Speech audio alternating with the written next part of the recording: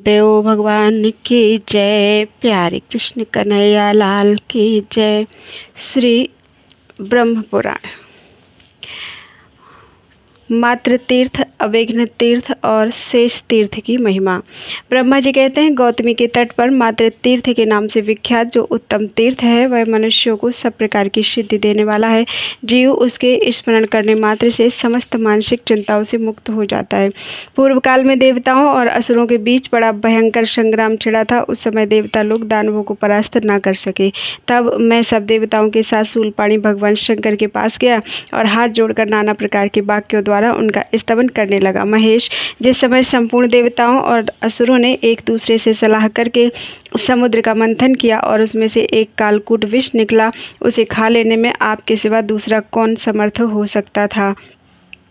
जिसके सामने दूसरे देवता मस्तक झुकाते हैं तथा जो केवल फूलों की मार से तीनों लोकों को अपने अधीन करने में समर्थ है, वही कामदेव जब अपार आक्रमण करने चला तब स्वयं ही नष्ट हो गया। अतः आपसे बढ़कर शक्तिशाली दूसरा कौन है। यह स्तुति सुनकर भगवान शंकर प्रसन्न हो गए और बोले, देवताओं बतलाओ क्या चाहते हो, मैं तुम्हें अभीष्ट वरदान दूंगा। देवता बोले, वृषभध्वज, हम पर दानवों की ओर से बड़ा भारी भय उपस्थित हुआ है। आप वहां चलकर शत्रुओं का संहार और देवताओं की रक्षा करें। प्रभु, हम आपसे सनाथ हैं। देवताओं के इतना कहते ही भगवान शंकर उस स्थान पर आए जहां दैत्य युद्ध के लिए खड़े थे। वहां दैत्यों का शंकर जी के साथ घमासान युद्ध छिड़ गया। दैत्य इधर उधर भागने लगे। युद्ध करते समय शंकर जी के ललाट से पसीने की बूंदें गिरने लगी। वे बूंदें जहां जहां गिरी वहां वहां शिव के आकार की ही माताएं प्रकट हो गई। वे भगवान महेश्वर से बोली, आप आज्ञा दें तो हम सब असुरों को खा जाएं। तब देवताओं से घिरे हुए भगवान ने कहा, शत्रु जहाँ जहाँ जाए सर्वत्र उनका पीछा करो। इस समय वे मेरे डर से रसातल में जा पहुँचे हैं। तुम भी रसातल तक उनके पीछे पीछे जाओ। यह आज्ञा पाकर सब माताएं पृथ्वी छेद कर रसातल में गईं और अत्यंत भयंकर दैत्यों तथा दानवों का संहार करके फिर उसी मार्ग से देवताओं के पास लौट आई। माताओं के जाने से लौटने तक देवता गौतमी के तट पर खड़े रहे। लौटने पर देवताओं ने माताओं को वर दिया, संसार में जिस प्रकार शिव की पूजा होती है उसी प्रकार माताओं की भी हुई। यूँ कहकर देवता अंतर्धान हो गए और माताएं वहीं रह गईं। जहाँ जहाँ वे देवियाँ स्थित हुईं वह सब स्थान मात्र तीर्थ माना जाता है। वे सभी तीर्थ देवताओं के लिए भी सेव्य हैं, फिर मनुष्य आदि के लिए तो बात ही क्या है। शिव जी के कथनानुसार उन तीर्थों में किया हुआ स्नान, दान और तर्पण सब अक्षय होता है। जो मनुष्य मात्र तीर्थों के इस उपाख्यान को प्रतिदिन सुनता है, स्मरण रखता है और पढ़ता है, वह दीर्घायु और सुखी होता है। मात्र तीर्थ के अनंतर अविघ्न तीर्थ है जो सब विघ्नों का नाश करने वाला है। नारद, वहाँ का वृत्तांत भी बतलाता हूँ, भक्ति पूर्वक सुनो। एक बार गौतमी के उत्तर तट पर देवताओं का यज्ञ आरंभ हुआ, किंतु विघ्न दोष के कारण उसकी समाप्ति नहीं हुई। तब सब देवताओं ने मुझसे और भगवान विष्णु से इसका कारण पूछा। उस समय मैंने ध्यानस्थ होकर कारण का पता लगाया और कहा, इसमें गणेश जी विघ्न डाल रहे हैं, इसीलिए इस यज्ञ की समाप्ति नहीं हो पाती। अतः सब लोग आदिदेव विनायक की स्तुति करें। मेरा आदेश पाकर सब देवता गौतमी में स्नान करके आदिदेव गणेश की भक्ति पूर्वक स्तुति करने लगे। देवता बोले, सदा सब कार्यों में संपूर्ण देवता तथा शिव, विष्णु और ब्रह्मा जी भी जिनका पूजन, नमस्कार और चिंतन करते हैं, उन विघ्नराज गणेश जी की हम शरण लेते हैं। विघ्नराज गणेश के समान मनोवांछित फल देने वाला कोई देवता नहीं है। ऐसा निश्चय करके त्रिपुरारी महादेव जी ने भी त्रिपुर वध के समय पहले उनका पूजन किया था। जिनका ध्यान करने से संपूर्ण देहधारियों के मनोरथ पूर्ण हो जाते हैं, वे अंबिकानंदन गणेश इस महायज्ञ में शीघ्र ही हमारे विघ्नों का निवारण करें।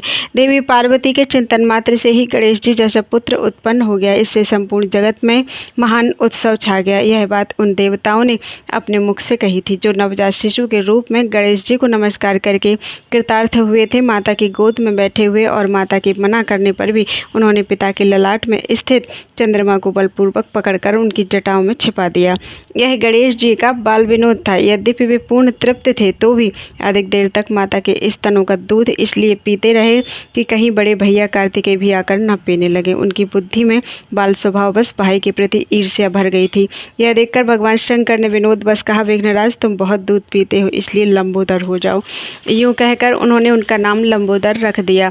देव समुदाय से घिरे हुए महेश्वर ने कहा, बेटा तुम्हारा नृत्य होना चाहिए। यह सुनकर उन्होंने अपने घुंघरू की आवाज़ से ही शंकर जी को संतुष्ट कर दिया।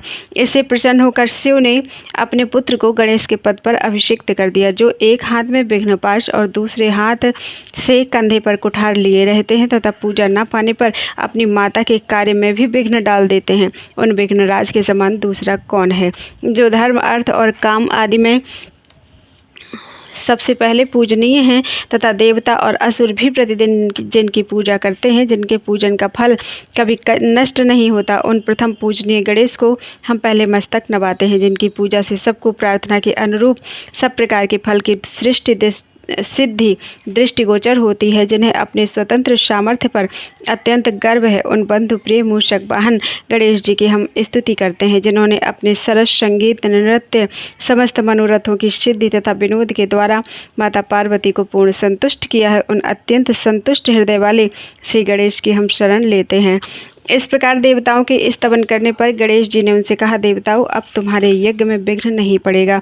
जब देवी यज्ञ निर्विघ्न पूरा हो गया, तब गणेश जी ने उन देवताओं से कहा, जो लोग इस स्तोत्र से भक्तिपूर्वक मेरी स्तुति करेंगे, उन्हें कभी दरिद्रता और दुख का सामना नहीं करना पड़ेगा। जो इस तीर्थ में आलस्य छोड़कर भक्तिपूर्वक स्नान और दान करेंगे, उनके शुभ कार्य निर्विघ्न सिद्ध होंगे। इस बात का आप लोग भी अनुमोदन करें। उनके इतना कहने के साथ ही देवताओं ने एक स्वर से कहा, ऐसा ही होगा। यज्ञ समाप्त होने पर देवता अपने अपने स्थान को चले गए। तब से वह तीर्थ अविघ्न तीर्थ कहलाने लगा। वह मनुष्यों की समस्त कामनाओं को पूर्ण करने वाला तथा संपूर्ण विघ्नों को मिटाने वाला है। अविघ्न तीर्थ के बाद शेष तीर्थ है, वह भी समस्त अभीष्ट वस्तुओं को देने वाला है। मैं उसके स्वरूप का वर्णन करता हूँ। रसातल के स्वामी महानाग शेष संपूर्ण नागों के साथ रसातल में रहने के लिए गए, परंतु राक्षसों, दैत्यों और दानवों ने, जिनका रसातल में पहले से ही प्रवेश हो चुका था, नागराज को वहां से निकाल दिया। तब वो मेरे पास आकर बोले, भगवान, आपने राक्षसों को तथा हम लोगों को भी रसातल दे रखा है, किंतु दैत्य और राक्षस हमें वहां स्थान नहीं देना चाहते, इसलिए आपकी शरण में आया हूँ। तब मैंने नाग से कहा, तुम गौतमी के तट पर जाओ, वह महादेव जी की स्तुति करने से तुम्हारा मनोरथ पूर्ण होगा।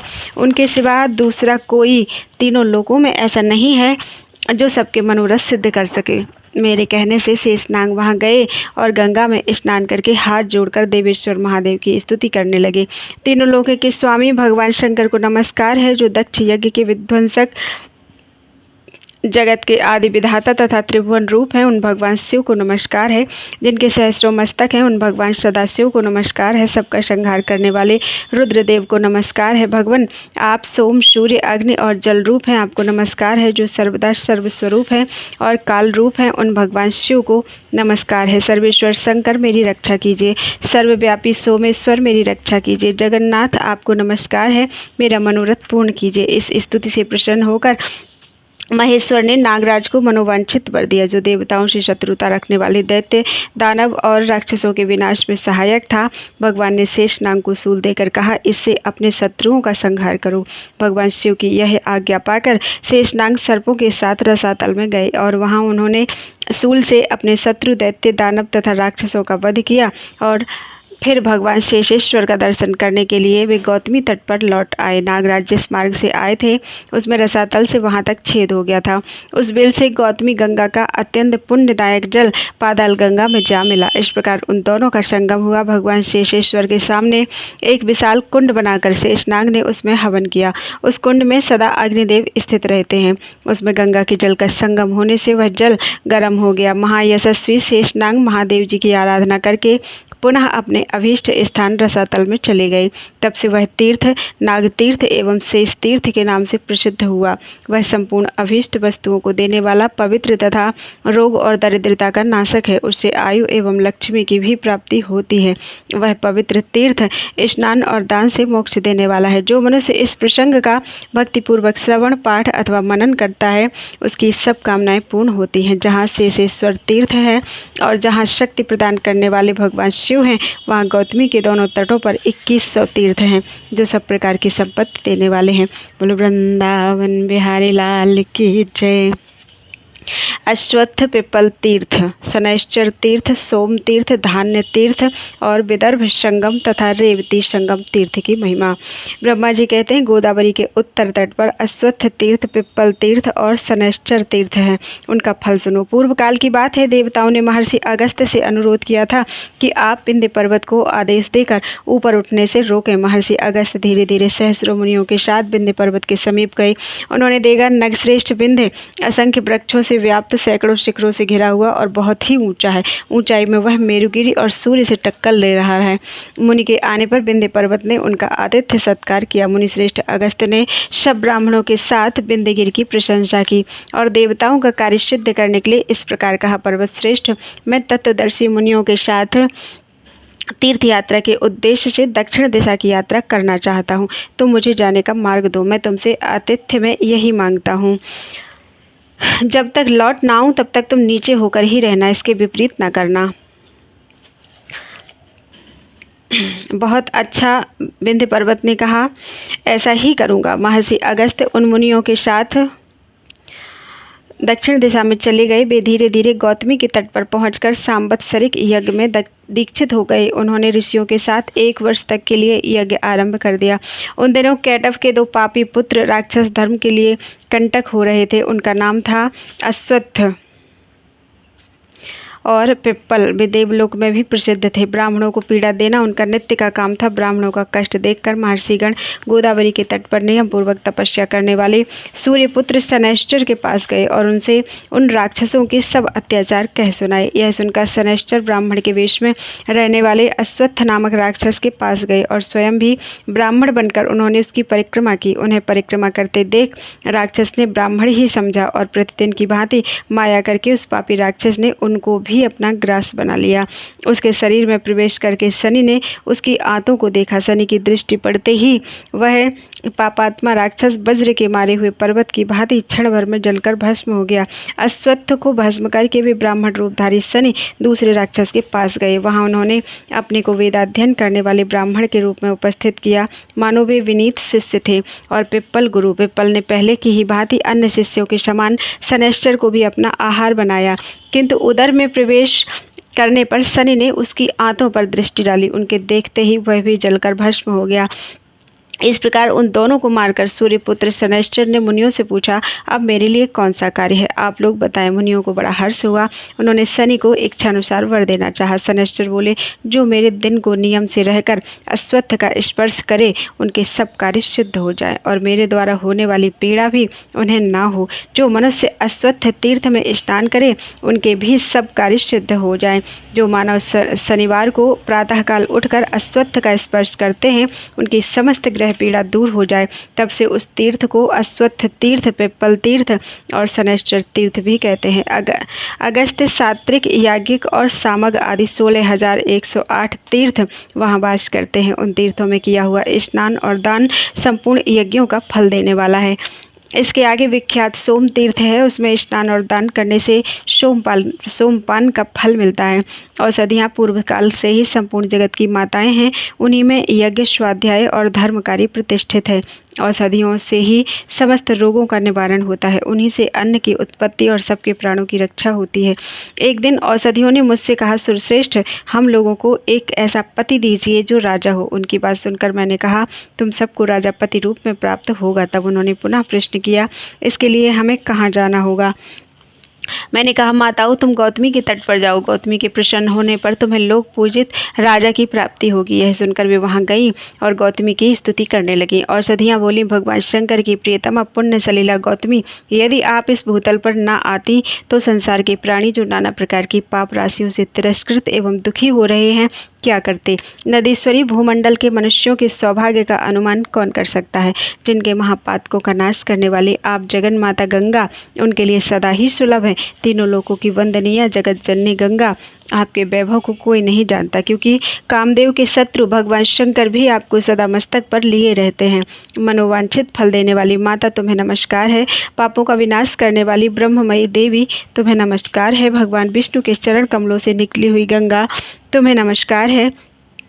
भगवान शंकर के जटा से प्रकट हुई गौतमी देवी तुम्हें नमस्कार है। इस प्रकार स्तुति करने वाली औषधियों से गंगा जी ने कहा, देवियों बताओ तुम्हें क्या दूं। औषधियाँ बोली, जगन माता हमें अत्यंत तेजस्वी राजा को पति रूप में दीजिए। गंगा जी ने कहा, माता औषधियों मैं अमृत रूप हूँ, तुम भी अमृत स्वरूपा हो, अतः तुम्हें तुम्हारे योग्य ही अमृतात्मा सोम को पति रूप में देती हूँ। गौतमी के इस वरदान का देवताओं, ऋषियों, चंद्रमा तथा औषधियों ने भी अनुमोदन किया।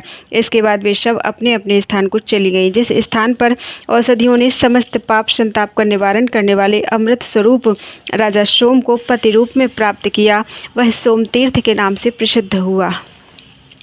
वहाँ स्नान और दान करने से पितर स्वर्ग में जाते हैं। जो प्रतिदिन इस प्रसंग को पढ़ता है, सुनता है अथवा भक्तिपूर्वक स्मरण करता है, वह दीर्घायु, पुत्रवान और धनवान होता है। तदनंतर धान्य तीर्थ है, जो मनुष्यों की सब अभीष्ट वस्तुओं को देने वाला है। वह सुकाल उपस्थित करने वाला, कल्याणप्रद तथा मनुष्यों को सब प्रकार की आपत्ति से मुक्त करने वाला है। राजा सोम को पति रूप में पाकर औषधियाँ बहुत प्रसन्न हुई थी। उन्होंने सब लोगों तथा गंगा जी के सामने यह अभीष्ट वचन दिया था,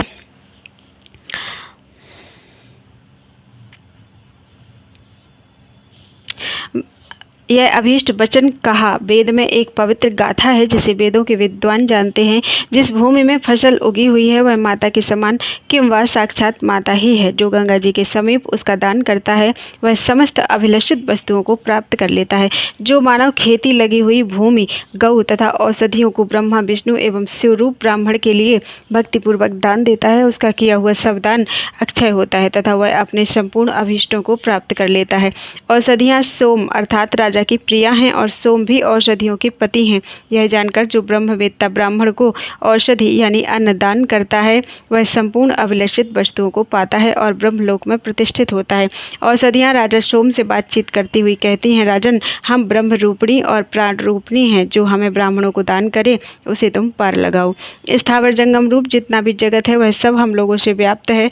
हव्य, कव्य, अमृत तथा जो कुछ भी भोजन के काम आता है वह हमारा ही श्रेष्ठ अंश है। यह जानकर जो अन्न का दान करता है राजन उसे पार लगाओ। राजा सोम जो भक्तिपूर्वक इस वैदिकी गाथा का श्रवण, स्मरण अथवा पाठ करे उसे तुम पार लगाओ। गंगा के किनारे जिस स्थान पर राजा सोम के साथ औषधियों ने इस वैदिकी गाथा का पाठ किया था वह धान्य तीर्थ कहलाता है। उस दिन से उसके कई नाम हो गए, औषध्य तीर्थ, सौम्य तीर्थ, अमृत तीर्थ, वेदगाता तीर्थ, मातृ तीर्थ। जो मनुष्य इन तीर्थों में स्नान, जप, होम, दान, पितृतर्पण और अन्नदान करता है उसका वह सब कर्म अक्षय फल देने वाला होता है। वहाँ दोनों तटों पर 1600 तीर्थ हैं जो सब पापों का नाश करने वाले और सब प्रकार की संपत्ति बढ़ाने वाले हैं।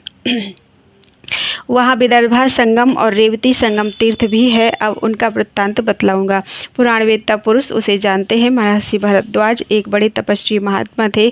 उनकी बहन का नाम रेवती था। वह कुरूपा थी। उसका स्वर बड़ा विकृत था। प्रतापी भरद्वाज गंगा जी के दक्षिण तट पर बैठकर बड़ी चिंता करने लगे कि इस भयंकर आकार वाली अपनी बहन का विवाह किसके साथ करूं। कोई भी तो इसे ग्रहण नहीं करता। अहो, किसी की कन्या ना हो। कन्या केवल दुख देने वाली होती है। जिसकी कन्या हो उस प्राणी को जीते जी पग पग पर मृत्यु होती रहती है। इस प्रकार वे अपने सुंदर आश्रम पर तरह तरह के विचार कर रहे थे। इतने में ही कठ नाम के एक मुनि वहां भरद्वाज मुनि का दर्शन करने के लिए आए। उनकी अवस्था 16 वर्ष की थी। शरीर सुंदर था। वे शांत, जितेंद्रिय और सद्गुणों की खान थे। कठ ने आते ही भरद्वाज को प्रणाम किया। भरद्वाज ने उनका विधिपूर्वक पूजन किया और आश्रम पर पधारने का कारण पूछा। कठ ने कहा, मैं विद्यार्थी हूँ और इसी उद्देश्य से आपका दर्शन करने आया हूँ। जो उचित हो वह कीजिए। भरद्वाज ने कठ से कहा, महामते तुम्हारी जो इच्छा हो पढ़ो। मैं पुराण, स्मृति, वेद तथा अनेक प्रकार के धर्मशास्त्र सब जानता हूँ। तुम शीघ्र अपनी रुचि बतलाओ। कुलीन, धर्मपरायण, गुरु सेवक तथा सुनी हुई विद्या को तत्काल धारण करने वाला शिष्य बड़े पुण्य से प्राप्त होता है। कठ ने कहा, ब्राह्मण मैं निष्पाप, सेवापरायण, भक्त, कुलीन और सत्यवादी शिष्य हूँ। मुझे अध्ययन कराइए। एवमस्तु कहकर भरद्वाज ने कठ को संपूर्ण विद्या पढ़ाई। विद्या पाकर कठ बड़े प्रसन्न हुए। उन्होंने भरद्वाज से कहा, गुरुदेव आपको नमस्कार है। मैं आपके मन के अनुकूल दक्षिणा देना चाहता हूँ। आप कोई दुर्लभ वस्तु भी मांग सकते हैं। बताइए क्या दूँ। जो शिष्य अपने गुरु से विद्या प्राप्त करके भी उन्हें मोहवश दक्षिणा नहीं देता, वे जब तक सूर्य और चंद्रमा की सत्ता रहती है तब तक नरक में पड़े रहते हैं। भरद्वाज ने कहा, यह मेरी बहन अभी कुमारी है। इसको विधिपूर्वक ग्रहण करो और पत्नी बनाओ। इसके प्रति प्रेमपूर्ण बर्ताव करना, यही मैं दक्षिणा मांगता हूँ। कठ ने बहुत अच्छा कहकर गुरु के आदेश से विधिपूर्वक दी हुई रेवती का पाणी ग्रहण किया और उसके सुंदर रूप की प्राप्ति के लिए वहीं रहकर देवेश्वर शंकर की आराधना की। रेवती ने भी शिव की प्रसन्नता के लिए उनका पूजन किया। इससे वह सुंदर रूपवती हो गई। उसका प्रत्येक अंग मनोहर दिखाई देने लगा। अब उसके रूप की कहीं समता नहीं थी। वहाँ रेवती के स्नान करने से जो जल की धारा प्रकट हुई वह रेवती नाम की नदी हुई, जो रूप और सौभाग्य प्रदान करने वाली है। फिर कठ ने उसकी पुण्य रूपता की सिद्धि के लिए नाना प्रकार के दर्भों कुशों से अभिषेक किया। इससे विदर्भा नाम की नदी प्रकट हुई। जो मनुष्य रेवती और गंगा में श्रद्धापूर्वक स्नान करता है वह सब पापों से मुक्त होकर विष्णु लोक में प्रतिष्ठित होता है। इसी प्रकार जो विदर्भा और गौतमी के संगम में स्नान करता है उसे तत्काल भोग और मोक्ष की प्राप्ति होती है। वहाँ दोनों तटों पर 100 उत्तम तीर्थ हैं जो सब पापों के नाशक तथा संपूर्ण सिद्धियों के दाता हैं। बोलो वृंदावन बिहारी लाल की जय। पूर्ण तीर्थ और गोविंद आदि तीर्थों की महिमा, धन्वंतरी और इंद्र पर भगवान की कृपा। ब्रह्मा जी कहते हैं गौतमी गंगा के उत्तर तट पर पूर्ण तीर्थ है। वहाँ यदि मनुष्य अनजान में नहा ले तो भी कल्याण का भागी होता है। पूर्ण तीर्थ के महात्मा का वर्णन कौन कर सकता है, जहाँ स्वयं चक्रधारी भगवान विष्णु और पिनाकधारी भगवान शंकर निवास करते हैं। पूर्व काल में आयु के पुत्र धन्वंतरी राजा थे। उन्होंने अश्वमेध आदि अनेक प्रकार के यज्ञों का अनुष्ठान किया, भांति भांति के दान दिए तथा प्रचुर भोग भोगे। फिर भोगों की विषमता का अनुभव करके उन्हें बड़ा वैराग्य हुआ। धन्वंतरी यह जानते थे कि पर्वत के शिखर पर, गंगा नदी के किनारे, समुद्र के तट पर, शिव और विष्णु के मंदिर में अथवा विशेषतः किसी पवित्र संगम पर किया हुआ जप तप होम सब अक्षय होता है। इसलिए उन्होंने गंगा सागर संगम पर बड़ी भारी तपस्या आरंभ की। एक बार राजा धन्वंतरी ने राज्य करते समय एक महान असुर को रणभूमि से मार भगाया था। उसका नाम था तम। वह 1000 वर्षों तक राजा के भय से समुद्र में छिपा रहा। जब उसे मालूम हुआ कि राजा धन्वंतरी विरक्त होकर वन में चले आए हैं, तब उनका पुत्र राज्य सिंहासन पर आसीन हुआ है, तब वह समुद्र से निकला और उस स्थान पर आया जहाँ महाराज धन्वंतरी गंगा तट का आश्रय लेकर जप और होम में संलग्न तथा ब्रह्म चिंतन में तत्पर थे। उसने सोचा, इस बलवान राजा ने मुझे अनेक बार नष्ट करने का प्रयत्न किया है,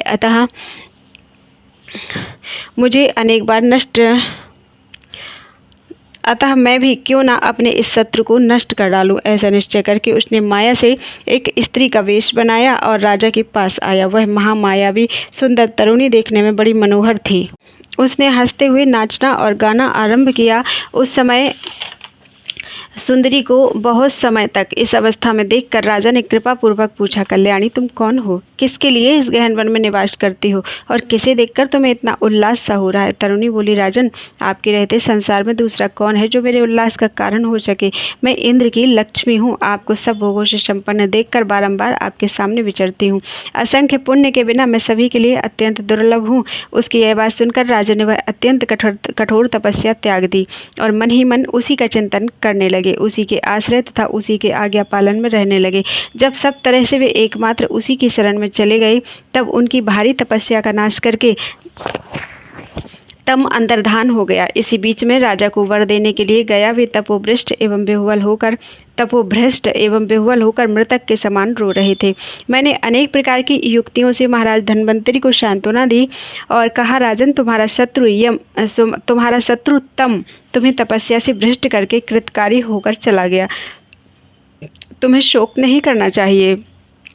प्रायः सभी तरुणी स्त्रियां पुरुष को पहले कुछ आनंद और पीछे भारी संताप देती हैं, फिर वह तो मायामयी थी, अतः उसका संतापप्रद होना क्या आश्चर्य की बात है।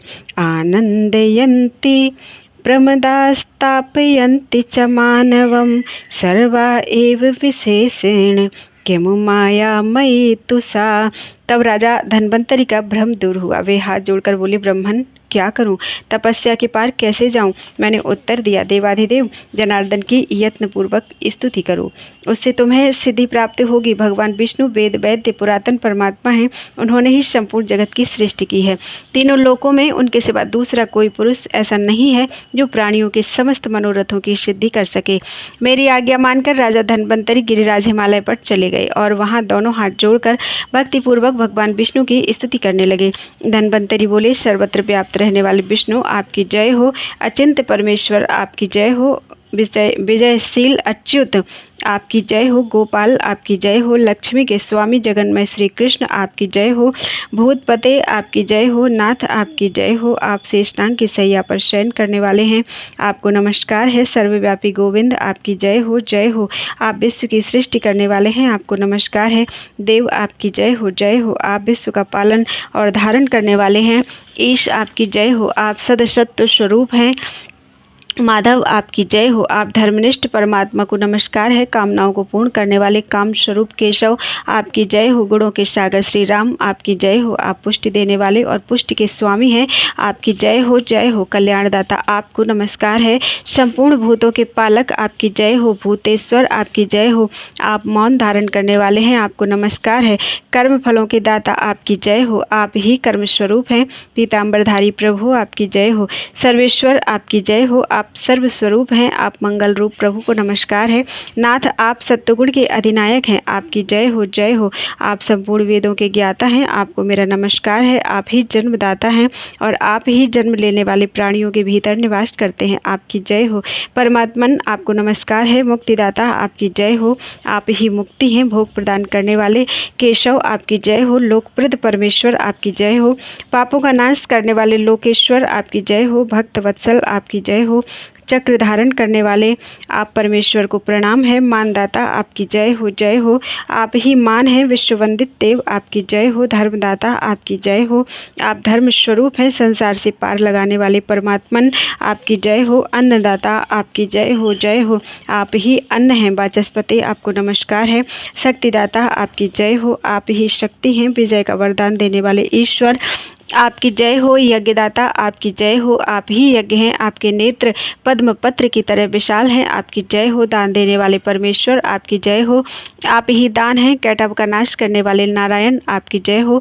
कीर्तिदाता आपकी जय हो। आप ही कीर्ति हैं। मूर्तिदाता आपकी जय हो। आप ही मूर्ति धारण करने वाले हैं। सौख्यदाता आपकी जय हो।